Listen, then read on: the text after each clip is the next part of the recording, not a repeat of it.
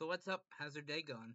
It's going pretty good for the most part for me. Just a normal Saturday evening for me. Well, that's good to hear. Thank you for coming on my show. It's great to have you as a guest and hear your story about you being an ex-Mormon and all. You're welcome. Yeah. Not a lot of people know that it's technically a cult, especially when you look at it through the lens of the bite model. Now, if you're cool with me asking, when did your hate for the Mormon Church happen? Like, can you explain how that kind of developed for you? Well, actually, my hate didn't start with the childhood, but looking back, there is some issues in my childhood with it. To start with, is that Mormonism promotes very heavily child and spouse abuse by husbands and fathers. And sometimes it's not even that huge, it's just mental and emotional most of the time. Sometimes it can get physical.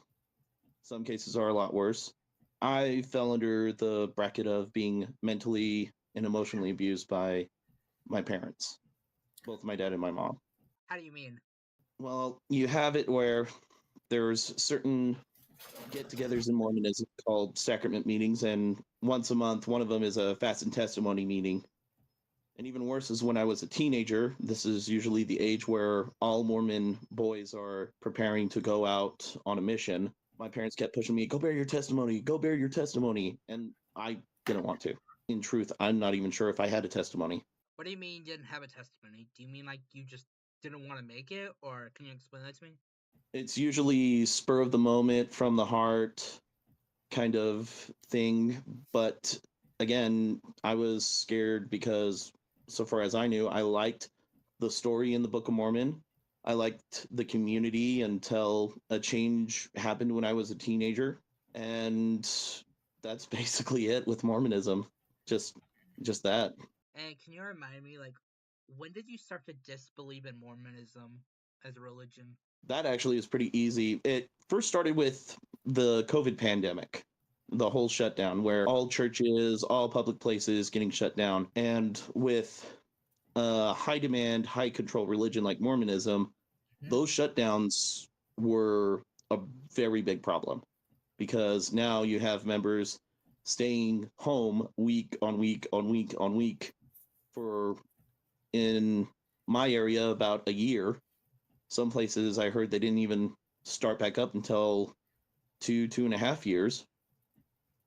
And because of that, you're not being pushed down with all of the talks. You're not being pushed down with all of the scripture reading. You're not being pushed down with all the smile and be happy mandatory activities. No, you're at home. You're actually with your family for real. And you kind of start experiencing an actual home life at home with your family. One major practice that Mormonism does a lot, I'm even guilty of it, is something called love bombing, where you grab onto someone's interest and you say, oh yeah, I'm into that too, and you drag them in through those interests. I was actually born into the church, so for me, I was already in, and if ever I showed wavering, that's when the love bombing happened from family friends, where in the case of my parents, it was the verbal abusing. How long were you practicing Mormonism for? I was pretty consistent practicing for 23 years. And then there was a 10-year period from there being on and off. Major reason why it was those 10 years on and off was when I was 23, I had enlisted into the United States Air Force. And anyone who's been in the military knows you get sent around basically the world. And there was just this feeling in those wards, local congregations, that just didn't feel the same as where I'm born and raised in. So kind of went inactive for those 10 years. It definitely was pushed over the edge with, again, COVID. Another thing was that one of my kids was diagnosed with autism spectrum disorder. And it's a pretty severe form of it too, where just going to church was too much of a change for them. It didn't seem worth it if my kid is screaming, crying, and kicking, wanting me and, of course, mom to be with them. Then what's the point? So you mainly stopped going to church just because of your kid? Is that what I'm getting? Yes, we did stop for our kid. First, because of their their being autistic. And the second reason, which is pretty important, was a very terrifying discovery about the church. It was the summer of 2022. I was on social media, and I always get on social media to stay current with current events. Anyone who says, "Oh, you were looking for this," no. Mm-mm. I was just seeing what the local headlines were, and there was an article with a headline that said that the church praises the Arizona Supreme Court for its pastoral protection policy. What's bad with that? Well, what's bad about that is that there's these two bishops, head of a ward is a bishop. There's these two bishops who actually helped protect and hide and disguise a well-known child sex abuser. I can actually say where it is because it's pretty infamous. It came up on Heaven's Helpline, the podcast. This gentleman was sexually abusing two of his kids. And the first time he went to confess to his bishop, because it's a level of sin that you're supposed to confess to a bishop to. Most sins, it's just, no, I sinned, but once I take the sacrament, I'm okay. But with sexual sins, that's like up there of, no, you need to do a little extra. And he had sexually abused one of his daughters first. His bishop, at the time, I put it as just terrible advice punishment, where he said, okay, you don't take the sacrament for half a year, which is a shaming tactic in Mormonism, because with that, it means, oh, you did something really bad that you can't take the sacrament for half a year. Well, he starts abusing another one of his kids, and he goes to the bishop on that one. This one at least leads to excommunication, but neither of them lead to him being taken to the police, being arrested, being convicted of the crime he committed. None of that. Well, he gets caught by police officers in New Zealand because he had made videos of what he did and posted it on the dark web. That he was immediately wanted. His name was sent to the Arizona authorities. They immediately went to him, tracked him down, arrested him, and he committed suicide in jail. Did he want to get caught, or did he do it because he didn't give a crap? He did it because he felt like he could get away with it. I mean, he did the one years before the second. Because of how it was handled with the first bishop, he went, oh, let me see what happens with this bishop. You're excommunicated. But I'm not in jail, so I can keep doing it. Going back, you said you were abused by your parents, I believe. Can I hear, like, what happened to you exactly, if you're okay with me hearing? Mine was the emotional and mental. There are those cases. You can easily look them up about the sexual, the physical, even the neglect abuse, which I that one happened after I decided to leave. The big one on that one. Have you ever gone on a mission? If so, like, what was that like? It was okay for the most part. I ended up going to South America. The country I went to was considered the most prosperous country in South America, so it wasn't a huge culture shock for me. Mm-hmm. The bigger problem is, looking back on it, is that I realized that I was labor trafficked through the church. Basically, anyone who goes on a mission is labor trafficked. With us, it was preaching the gospel and the restored gospel and doing service for individuals. The big key, though, of it absolutely screaming, this is human labor trafficking, was when I got to the area I was supposed to be in. They immediately handed me a form to sign. And the form, of course, was in Spanish, and I just barely learned the language, so I didn't know the gist of it. And then they had me give that form along with my passport to them, which automatically screams, yeah, this is labor trafficking. And that was a big red flag for you at the time? Not at the time, but looking back, it is now. Going back, you said that you had one of your kids, I believe it was one of your kids. You said that he had autism.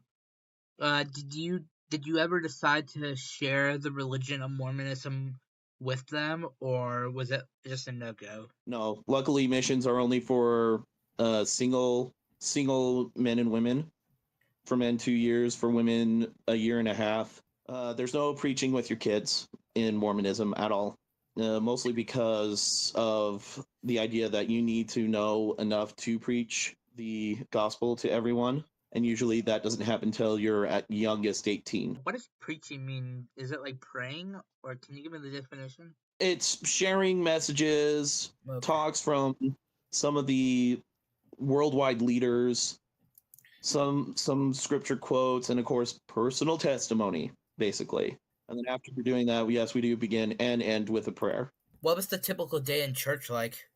Typical day in church was only when I grew up, it was a 3-hour block. So usually it was a form of Sunday school in the 2 hours, one of them being divided in age group, one of them being divided in your gender / age, unless you're under 12, because if you're under 12, you're just with your age group the whole time. And then there's the hour for the sacrament meeting. This kind of looks like a normal standard mainstream Christian service.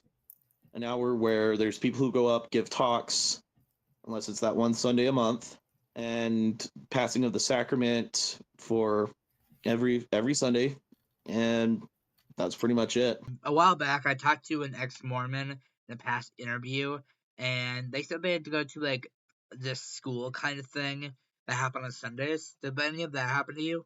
Yeah, I know what he's talking about. He's talking about seminary. It happens in the high school years, so 9th grade through 12th grade. Where I lived as a teenager, it was actually part of the standard school block, because if it's in the Mormon corridor, it's part of the standard school block. You just sign up of saying, oh, free time for an hour, and you go to their special building right next to the school campus. That's on the school campus right next to the school, and usually it's divided into 4 scripture brackets.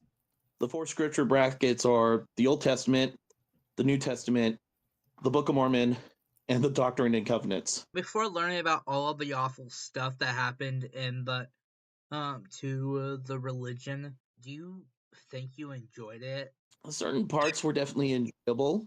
I'm a bit of a story-loving nerd, so when I'm reading the scriptures and just for the story, Doctrine and Covenants was not my favorite book of scripture, because it's all just commandments straight from Joseph Smith's mouth.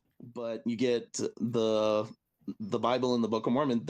Those are stories. So those were the ones that I enjoy reading these, yeah, but never I should be a better person and all that, unless it was the 4 Gospels in the Bible.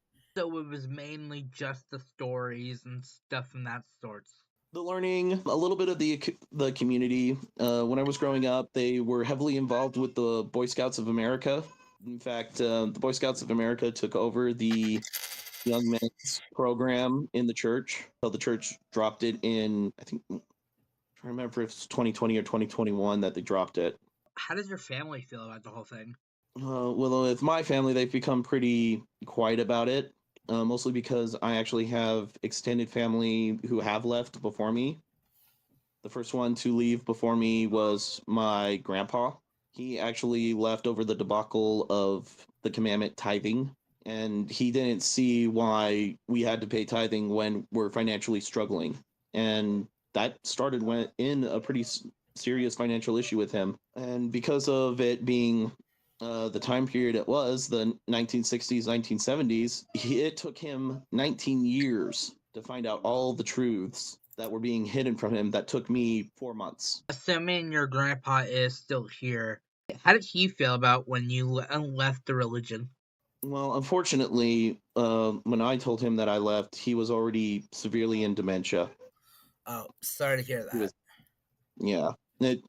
Old age, it happens. So your family just decided to stay quiet. They didn't want to bring any problems or rumors, any of that troubles to the name of your family? Yeah, they didn't want to bring up all the rumors, even though I obviously am not Mormon. I mean, you can see right here, I have long hair. A little bit closer, you can see I got my ears pierced. A very big Mormon no-no for men. Get any backlash, or was it exactly just quiet? Nobody talked about it? Well, for my side of the family, it was quiet. Don't want to talk about it. My dad immediately put up boundaries of don't share any anti-Mormon stuff, and he won't share anything that's pro-Mormon. The bigger backlash has been coming from my wife's side of the family. Was your wife also Mormon? Yes, she was also born and raised in it. She never served a mission because when we got married, she was too young. How old was she? She was 19. Is there a certain age where you can't do a mission? Well, it used to be for the guys 19 and for the gals 21, but that changed in 2012 where for the guys it's now 18 and the girls it's 19. So they made it more age equal. Am I getting it right? Kinda not. They still give the girls that 1 year grace period of maybe that RM return missionary will find you, date you for those 3 to 6 months and propose to you. So what exactly is a mission actually meant for? Like, is it meant to help out other countries? Is it meant to like bring other religions to the Mormon religion? Like, can you explain that to me? It's mine was a proselytizing mission. So that means I go knocking on doors, ask them if they want to hear a message about the church. There is service missions. There is they're called temple missions, where for the time that you're on a mission, you're basically someone who works inside of the temple, unpaid, of course, and that's basically it with a mission. Missions just going around trying to spread the word of missionary religion. Yeah, it's been that way ever since 1829. Would you say that like your old like the old life that you used to live before dropping it is still kind of inside you? The community, not so much. Some of the teachings definitely have stuck with me. I don't think they're ever going to go away. Most of them are the ones that even mainstream Christians admit came straight from the mouth of Jesus himself. Like those ones, I don't think I'll ever leave or get rid of because, ironically, they're the ones that got me out of Mormonism. What are they? Definitely Jesus' message in Matthew 18 about not abusing kids is the biggest one. Hey y'all, how's your day going? It's me, Ronick. Thank you for watching this episode, and while you're at it, check out my other videos and subscribe. I know you'll love them if you love this. And for the record, if any of you got mad, I promise you I was not trying to offend anybody. I was just stating a fact. I hope you still come back, and I'd love to see you in the next one. I hope you have a good day and stay safe.